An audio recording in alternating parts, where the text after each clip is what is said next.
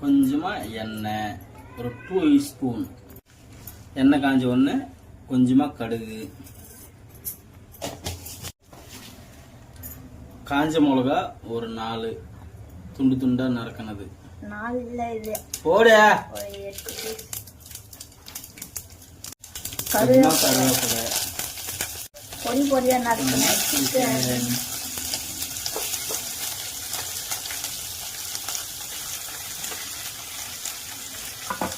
வதக்கு கை கழுவி எல்லாம் வதக்கிட்டு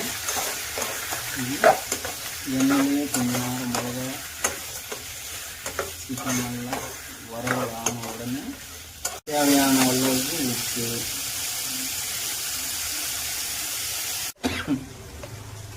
இஞ்சி பூண்டு பேஸ்ட்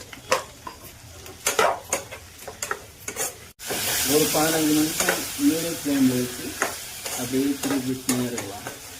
இதில் நம்ம தண்ணி ஊற்ற போகிறதில்ல, சிக்கனில் இருக்க தண்ணியாக வரப்போகுது. அதுக்கு அப்படியே கலக்கி ஊற்றினோம்னா சுட சுட சிக்கன் வறுவல் ரெடி ஆகிடும். ஹாய் ஃப்ரெண்ட்ஸ், இது மாதிரி வந்த உடனே கொஞ்சமாக மஞ்சள் தூள்,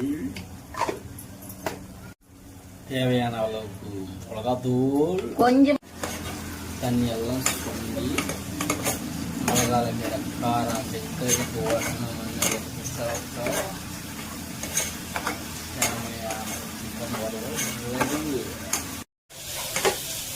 ரெடி. சரி